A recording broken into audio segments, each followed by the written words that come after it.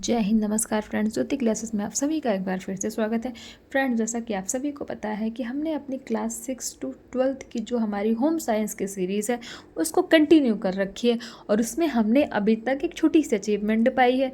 वो अचीवमेंट क्या है कि हमारी जो क्लास 6 की बुक है, आप स्क्रीन पर देख पा रहे होंगे, ये है हमारी क्लास 6 की बुक। इसको हमने क्या किया, प्रीवियस क्लास के माध्यम से, यानी कि जो हमने प्रीवियस क्लास की थी उसके माध्यम से ये सारी ही बुक हमने क्या कर लिया, इसको हमने कंप्लीट कर लिया। यानी कि इसमें जितने भी चैप्टर थे वर्ड टू वर्ड हमने सारी बुक पूरी हमने क्या की, पढ़ डाली है। यानी कि सब कुछ हमने इसमें कंप्लीट किया। तो फ्रेंड्स, ये इसको कराने का आपको पता है कि मेरा क्या मोटो है। यही मोटो है फ्रेंड्स कि आप एक बार होम साइंस पढ़ें और एक बार होम साइंस पढ़ने के बाद आप होम साइंस से रिलेटेड कोई भी एग्ज़ाम हो, चाहे टीजीटी, पीजीटी, जो है नेट, कोई सा भी एग्ज़ाम हो फ्रेंड्स, आप उसको इजीली क्रैक कर सकें। यानी कि पढ़ाई आप करें एक की और तैयारी पूरे की होती जाए। यानी कि बुक पढ़ें और जितने भी होम साइंस से रिलेटेड एग्ज़ाम हैं आप एक साथ ही सबकी तैयारी आपकी हो जाए। फिर कोई सा भी एग्ज़ाम निकले, चाहे टीजीटी का निकले, नेट का निकले, पीजीटी का निकले, आप हर एग्ज़ाम को आप दे सकते हैं। वो क्यों दे सकते हैं? क्योंकि आपने जो होम साइंस में आता है, क्या आता है, किसी भी सब्जेक्ट का जो भी हमारा एग्ज़ाम होता है, इट मीन्स हमारा कोई भी एग्ज़ाम होता है, उसका क्या होता है फ्रेंड्स, उसमें बस एक ही होता है कि आप अपना सिलेबस कवर करो। और हम क्या करते हैं, पढ़ते तो बहुत कुछ हैं पर जो पढ़ना चाहिए वही नहीं पढ़ते। यानी कि अपनी बुक को हम नहीं पढ़ते, बाकी हम ऑनलाइन बहुत सारी चीज़ें पढ़ते हैं, प्रीवियस ईयर लगाते हैं, नोट्स ले लेते हैं, शॉर्टकट में 2 घंटे, 4 घंटे, 10 घंटे के वीडियोस देख लेते हैं और फिर हम एग्ज़ाम देने बैठते हैं। और उससे हम क्या सोचते हैं कि हमारा एग्ज़ाम हो जाएगा, हमारी तैयारी हो गई। नहीं फ्रेंड्स, तैयारी ऐसे नहीं होती।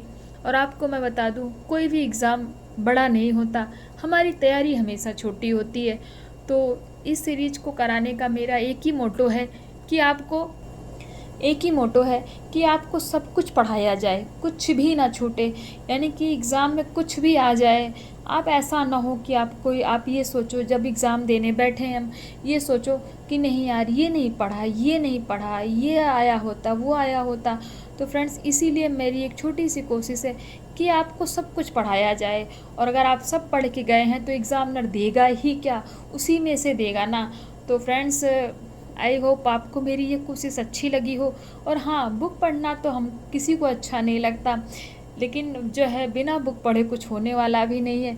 क्योंकि शॉर्टकट का कुछ नहीं हो सकता। कहने के लिए है कि ये 4 घंटे की वीडियो देख लो, 10 घंटे की वीडियो देख लो, 2 महीने में, 3 महीने में टीजीटी पीजीटी की तैयारी कर लो, बट ऐसा नहीं होता फ्रेंड्स।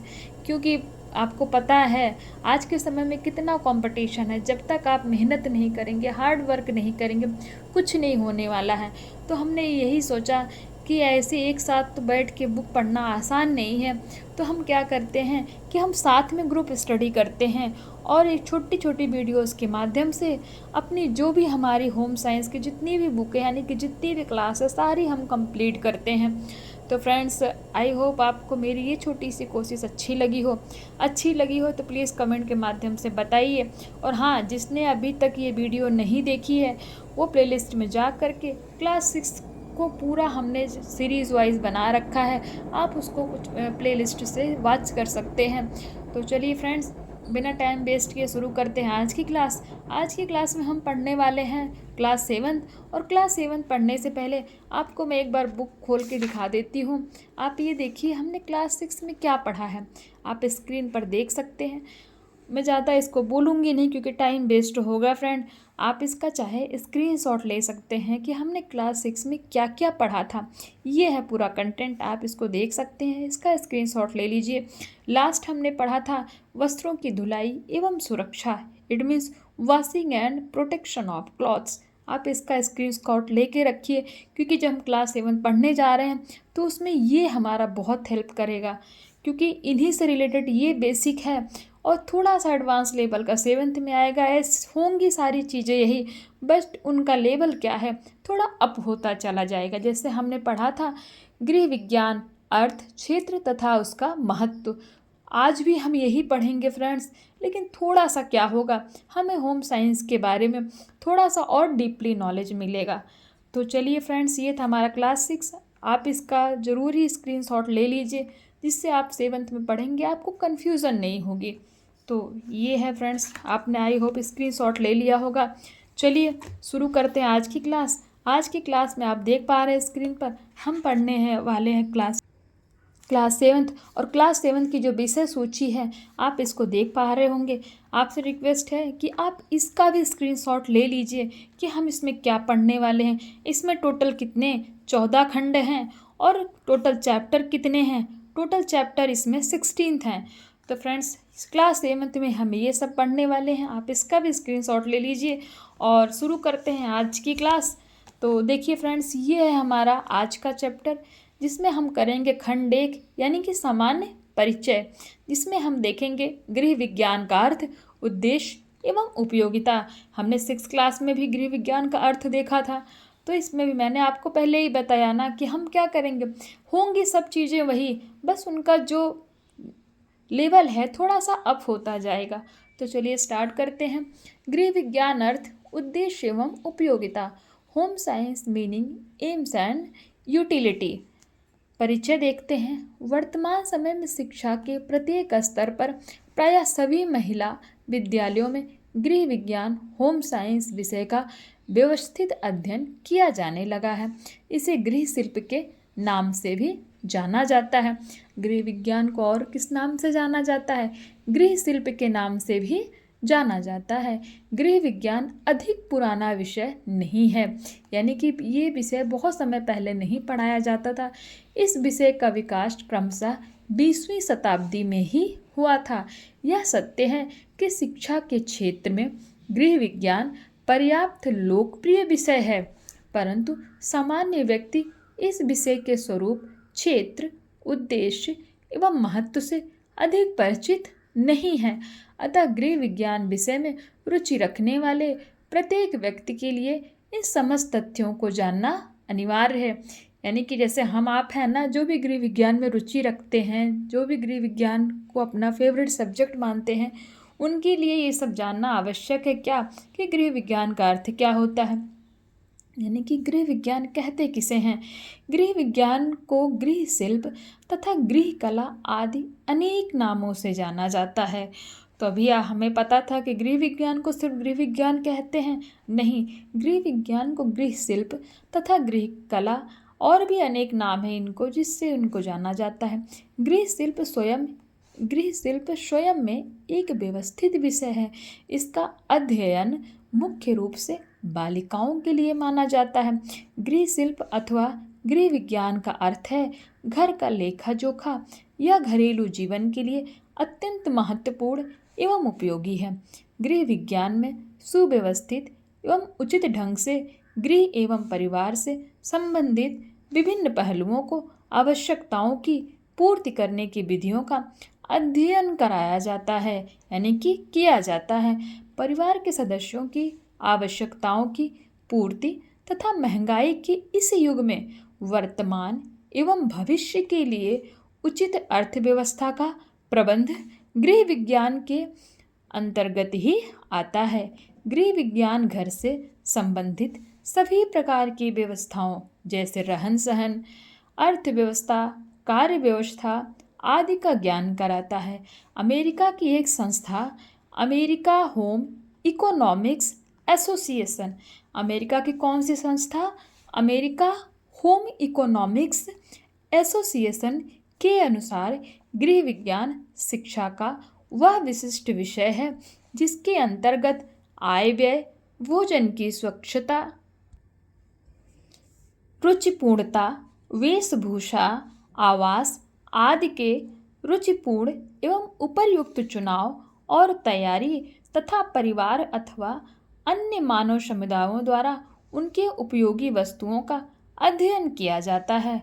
परिभाषा, गृह विज्ञान की परिभाषा देखते हैं। गृह विज्ञान गृहिणी को घर की व्यवस्थाओं की शिक्षा देने वाला शास्त्र है। पूछ लिया गया गृह विज्ञान क्या है, तो गृह विज्ञान गृहिणी को घर की व्यवस्थाओं की शिक्षा देने वाला शास्त्र है। नेक्स्ट है गृह विज्ञान जटिल घरेलू परिस्थितियों को सरल बनाने वाला विज्ञान है। गृह विज्ञान गृह व्यवस्था का व्यवहारिक और सैद्धांतिक ज्ञान देने वाला विज्ञान है। उपर्युक्त विवरणों द्वारा गृह विज्ञान का अर्थ अस्पष्ट होता है। संक्षेप में कहा जा सकता है कि गृह विज्ञान अपने आप में व्यवहारिक महत्व का विषय है। गृह विज्ञान के अध्ययन के द्वारा घर परिवार का उत्तम नियम संचालन सरलता से हो जाता है। तो देखा फ्रेंड्स कि गृह विज्ञान हमारे लिए कितना महत्वपूर्ण है। गृह विज्ञान के उद्देश्य देखते हैं कि गृह विज्ञान का उद्देश्य क्या है। गृह विज्ञान घर की व्यवस्थाओं के व्यवहारिक ज्ञान से संबंधित है। अतः घर में सुव्यवस्थित और शांतिपूर्ण वातावरण बनाने के लिए प्रत्येक गृहिणी को इसकी शिक्षा ग्रहण करना आवश्यक है। गृह विज्ञान शिक्षण का मुख्य उद्देश्य परिवार को सुखमय बनाना है। आज की छात्रा भविष्य में गृहिणी बनेगी, परिवार का पूरा दायित्व वहन करेगी, यानी कि परिवार का पूरा दायित्व उठाएगी, यानी कि उनकी जिम्मेदारी उठाएगी। परिवार का सुख दुख गृहिणी पर ही निर्भर करता है। गृह विज्ञान घर संबंधी कार्यों की जानकारी देने के साथ साथ यह भी बताता है कि किस प्रकार कार्य योजना बनाई जाए, यानी कि किसी कार्य को करने के लिए किस प्रकार की योजना बनाई जाए। गृह विज्ञान से घर की विभिन्न समस्याओं की जानकारी और समस्याओं के समाधान के तरीकों की जानकारी प्राप्त की जाती है। समय व श्रम की व्यवहारिक बचत का ज्ञान प्राप्त करना, बचत के विभिन्न उपाय, बैंक तथा डाकघर से लेन देन की जानकारी प्राप्त करना गृह विज्ञान के शिक्षण से ही संभव है। यानी कि बचत किस तरह किया जा सकता है, बैंक तथा डाकघर से लेन देन, डाकघर मतलब पोस्ट ऑफिस से लेन देन की जानकारी किस तरह प्राप्त की जा सकती है, इन सब की जानकारी हमें कहाँ से मिलती है। तो इन सब की जानकारी हमें गृह विज्ञान विषय के पढ़ने से ही मिलती है। नेक्स्ट देखते हैं, ये तो था गृह विज्ञान का उद्देश्य। अब देखते हैं इसकी उपयोगिता क्या है, यानी कि हमारे जीवन में इसकी क्या उपयोगिता है। गृह विज्ञान की उपयोगिता नंबर 1, गृह व्यवस्था में कलात्मक रूप। घर में बहुत सी ऐसी वस्तुएं होती हैं, यदि उन्हें सुव्यवस्थित ढंग से न रखा जाए तो घर अव्यवस्थित लगता है। गृह विज्ञान के ज्ञान से बालिका में शुरू से ही घर का सामान कलात्मक रूप से व्यवस्थित करना आता है। यदि घर में साधारण पका भोजन कलात्मक ढंग से मेहमानों के सामने प्रस्तुत किया जाए तो उसका स्वाद 2 गुना बढ़ जाता है। कलात्मक ढंग समझ में आया फ्रेंड्स आपको?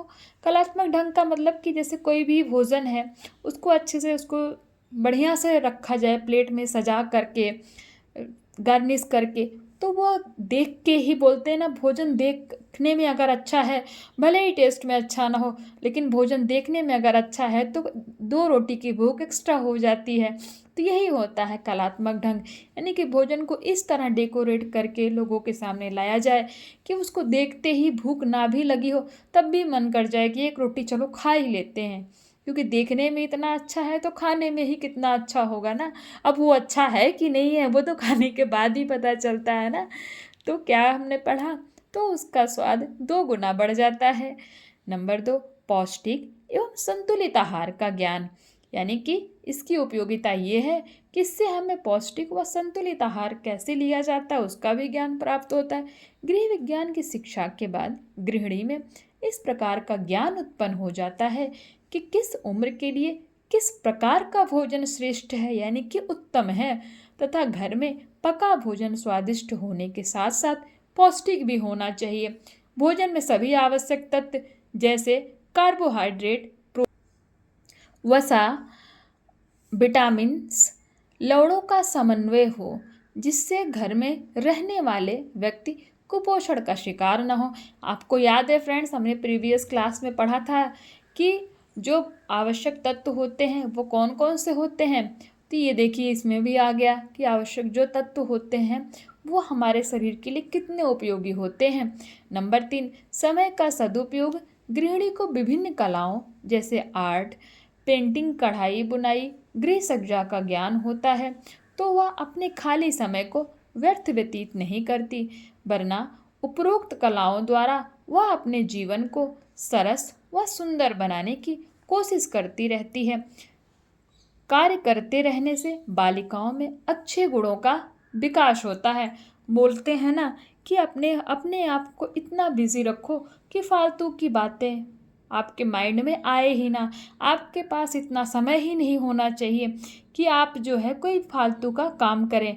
हमेशा आप कुछ न कुछ करते रहोगे तो उससे क्या होगा, हमेशा हम कुछ न कुछ सीखते रहते हैं। तो नंबर 4 में देखते हैं परिश्रम की भावना। आजकल बालिकाओं में पढ़ाई के साथ साथ कार्य न करने की भावना पैदा हो रही है। यानी कि आजकल के जो भी बच्चे हैं, बालिका हैं, वो क्या करते हैं, काम नहीं करना चाहते। गृह विज्ञान के अध्ययन से बालिकाओं में सुंदर ढंग से कढ़ाई, बुनाई, सिलाई जैसी संबंधित कलाओं को करने की भावना पैदा होती है, जिससे बालिका शुरू से ही कार्य करने की भावना से प्रेरित होती रहती है।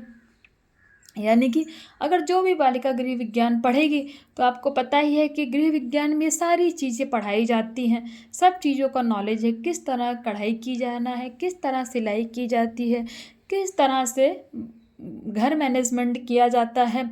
तो इन सब चीज़ों का अगर वो शुरू से पढ़ती रहेंगी, उनका ज्ञान होगा, तो उनको नई नई चीज़ें की करने की एक्साइटमेंट होगी और वो अपने आप को बिजी रखेंगी। उससे क्या होगा कि वो काम करती रहेंगी। नंबर 5, आत्मनिर्भरता। यदि बालिका को गृह संबंधी सभी क्रियाकलाप आते हैं तो वह अपने सभी कार्य स्वयं पूर्ण कर लेती है, यानी कि किसी पर निर्भर नहीं रहती।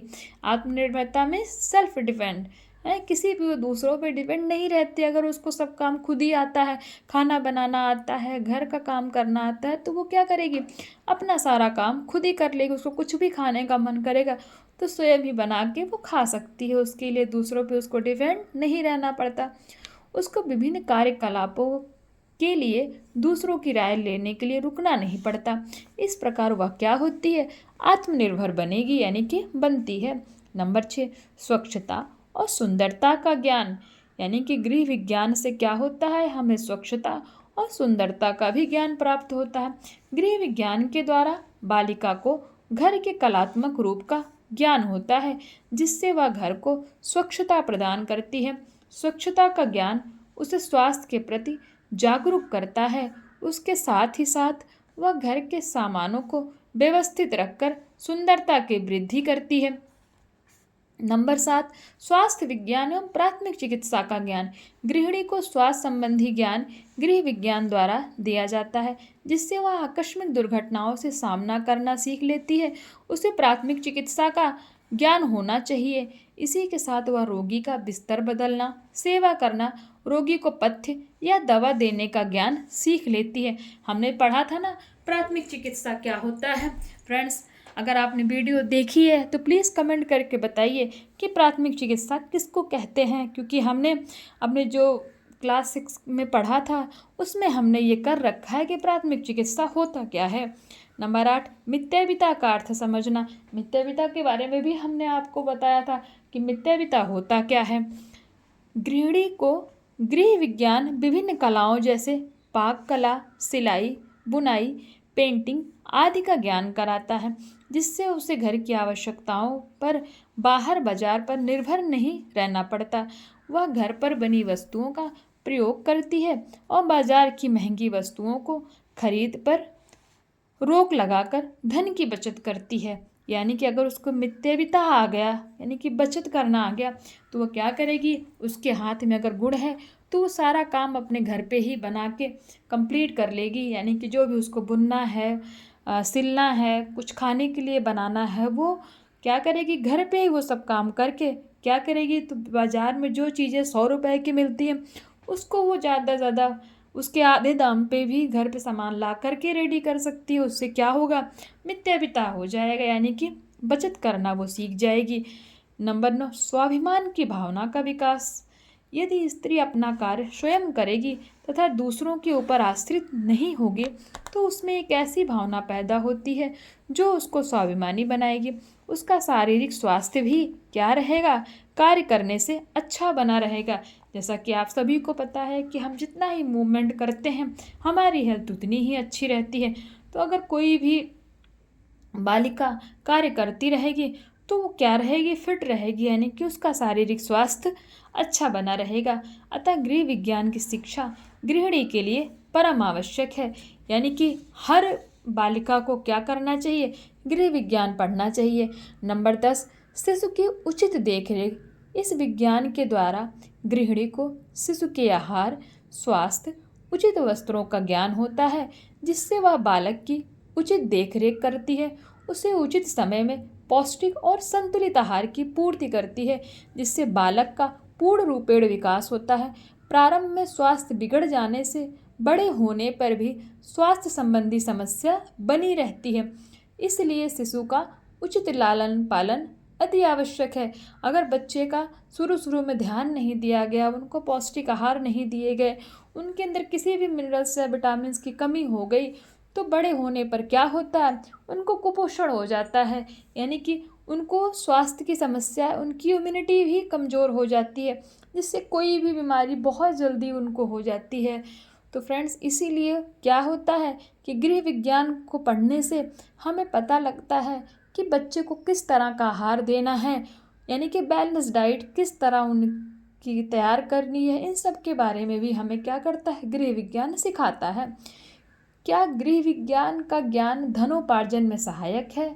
गृह विज्ञान का ज्ञान बालिकाओं को एक कुशल माता व गृहिणी बनाने के साथ साथ आर्थिक कठिनाई के समय में धन कमाने के योग्य भी बनाता है। गृह विज्ञान के ज्ञान द्वारा अग्रलिखित रूप से धन कमाया जा सकता है। कैसे कमाया जा सकता है? कढ़ाई कला द्वारा, फिर सिलाई कला द्वारा, हस्तकलाओं के ज्ञान द्वारा, बुनाई द्वारा। तो ये था फ्रेंड्स कि इन सब तरीक़ों से हम क्या कर सकते हैं। अगर ये सारी कला हमें आती है तो हम इन कला का क्या कर सकते हैं, अपना व्यवसाय बना सकते हैं और इससे क्या कर सकते हैं, धनोपार्जन यानी कि धन कमा सकते हैं। तो कढ़ाई कला द्वारा किस तरह कमा सकते हैं? कढ़ाई किए हुए वस्त्र अधिक सुंदर व आकर्षक लगते हैं, अतः गृहिणी आवश्यकता अनुसार तकिया, कुशन, चादर, बच्चों के कपड़े, ब्लाउज, लेडीज सूट आदि पर कढ़ाई करके धन अर्जित कर सकती है। सिलाई के माध्यम से कैसे कर सकती है? गृहिणी आवश्यकता अनुसार अपने परिवार के वस्त्र स्वयं सिलकर दर्जी को दिए जाने वाले धन को बचा सकती है। अगर किसी भी बालिका को खुद वस्त्र सिलना आता है तो वो अपनी पसंद के अनुसार, अपनी आवश्यकता के अनुसार खुद वस्त्र सिल लेगी। कपड़ा ही कपड़ा खरीदना, बाकी तो जो दर्जी को देना है वो तो उसका बचेगा ना। उससे क्या होगा, वो मितव्ययिता करेगी, यानी कि बचत का गुण सीखेगी तथा सुंदर सुंदर डिजाइन के वस्त्र सिलकर बाजार में बेच भी सकती है। देखा है ना कि बाहर हम जाते हैं कपड़े सिलाने के लिए, तो वो क्या होती है, वो भी गृहिणियाँ भी होती हैं, यानी कि उसमें बालिका भी होती है और बालक भी होते हैं। तो बालिका जो होती है वो क्या करती है, बाहर सिलाई आपने देखा ना, लेके जाते हैं लेडीज़ टेलर के पास वो सिलने के लिए। तो वो क्या करती हैं, वो जो वस्त्र सिलती हैं और उससे क्या करती हैं, वो धनोपार्जन कर सकती हैं, यानी कि करती भी हैं। आजकल सिले सिलाए वस्त्रों का प्रचलन अधिक होने के कारण वो अपना बुटीक खोलकर भी पैसा कमा सकती हैं। नंबर 3, हस्तकलाओं के ज्ञान द्वारा घर को सजाने के लिए विभिन्न प्रकार की हाथ से बनी हुई वस्तुओं जैसे oil painting, fabric block painting, फूलदान सजाना, विभिन्न प्रकार की सामग्री से कलात्मक पुष्प बनाया तथा सॉफ्ट टायच बनाकर गृहिणी धन कमा सकती है, यानी कि कलात्मक पुष्प बना सकती है तथा सॉफ्ट टॉय जैसे टेडी बियर हो गया, ये सब चीज़ें बना के क्या कर सकती है, वो धन कमा सकती है। नंबर 4, बुनाई द्वारा बुनाई कला में दक्षता प्राप्त करके बालिकाएं आवश्यकता अनुसार घर के सदस्यों के लिए तथा बाहर से बेचने के लिए हाथ अथवा बुनाई मशीन द्वारा सुंदर सुंदर ऊनी वस्त्र तैयार करके पैसे अर्जित कर सकती हैं। तो आपने देखा फ्रेंड्स कि अगर गृह विज्ञान का आपको ज्ञान है तो उससे आप किस तरह धनोपार्जन कर सकते हैं, यानी कि इसको अपना व्यवसाय भी बना सकते हैं। तो इससे हमें पता लगता है कि गृह विज्ञान हमारे लिए कितना उपयोगी है। तो फ्रेंड्स, ये था हमारा क्लास 7th का चैप्टर 1, जिसको हमने बहुत ही अच्छे से पढ़ा और बहुत इंटरेस्टिंग भी लगा। तो चलिए फ्रेंड्स, आज की क्लास यहीं तक, मिलते हैं नेक्स्ट क्लास में। तब तक के लिए जय हिंद, नमस्कार।